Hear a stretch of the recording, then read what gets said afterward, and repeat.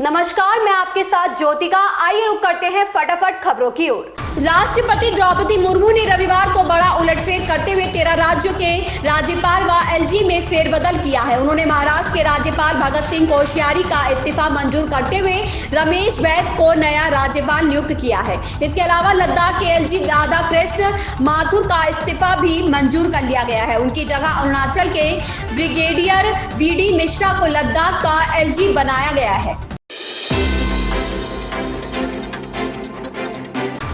Akhil Bharatiya Congress committee के महासचिव केसी वेणुगोपाल ने भारत जोड़ो यात्रा पूरी करने की राहुल गांधी की प्रतिबद्धता की तारीफ की है। उन्होंने इस यात्रा के शुरुआती दिनों के घटनाक्रम का जिक्र करते हुए कहा है कि एक समय यात्रा में ऐसी स्थिति आ गई थी कि राहुल ने घुटने की गंभीर समस्या की वजह से किसी और को यात्रा का नेतृत्व किसी और देने पर विचार करना शुरू कर दिया था। वे खुद इस यात्रा को छोड़ना चाहते थे।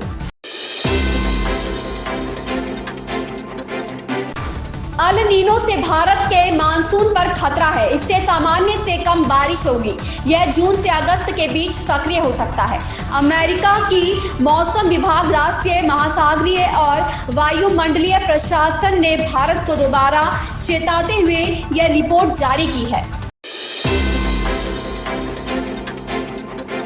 आम आदमी पार्टी के योगेंद्र गुप्ता मीडिया प्रभारी ने मुख्यमंत्री गहलोत पर नकल करने के आरोप लगाए। उन्होंने कहा कि राजस्थान का बजट महज एक दिखावा और दिल्ली सरकार की नकल है, और वो भी अधूरी। दिल्ली में मेयर चुनाव के लिए एक बार फिर तारीख तय की गई है। दिल्ली एलजी वीके सक्सेना ने मेयर चुनाव के लिए एमसीडी हाउस बुलाने की तारीख 16 फरवरी को मंजूरी दी है। बता दें कि एमसीडी अब तक 3 बार मेयर चुनाव कराने में नाकाम रहा है। मेयर चुनाव कराने के लिए जब भी सदन की बैठक बुलाई जाती है, तभी सदन में पार्षद हंगामा करते और कार्यवाही को स्थगित कर दिया जाता। 6 फरवरी और 24 जनवरी को हंगामे के चलते सदन की कार्यवाही को स्थगित कर दिया गया था।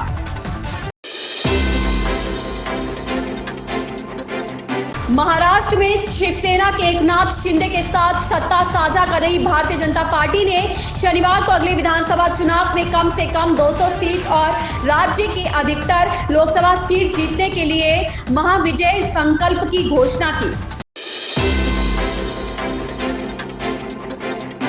कांग्रेस अध्यक्ष मल्लिकार्जुन खड़गे ने केंद्र की भारतीय जनता पार्टी नीति सरकार पर निशाना साधते हुए शनिवार को आरोप लगाया, ना तो संसद के अंदर बोलने की आजादी है और ना ही बाहर। अगर कोई सच बोलता है, लिखता है, दिखाता है तो उसे वह सलाखों के पीछे डाल देते हैं। इस बीच भाजपा की झारखंड इकाई के अध्यक्ष दीपक प्रकाश ने हालांकि कांग्रेस के कार्यक्रम को नाटक करार दिया। ईरान में शनिवार को लोगों ने उत्साह के साथ क्रांति की 44वीं वर्षगांठ मनाई, लेकिन ईरान सरकार विरोधी हैकरों की नजर इस कार्यक्रम पर बनी रही। हैकरों ने राष्ट्रपति इब्राहिम राइसी के एक टेलीविजन भाषण को संक्षिप्त रूप से बाधित कर दिया। बता दें कि देश में राष्ट्रपति राइसी को हटाने के लिए कई युवा प्रदर्शनकारी पिछले कुछ दिनों से सड़क पर उतर रहे हैं।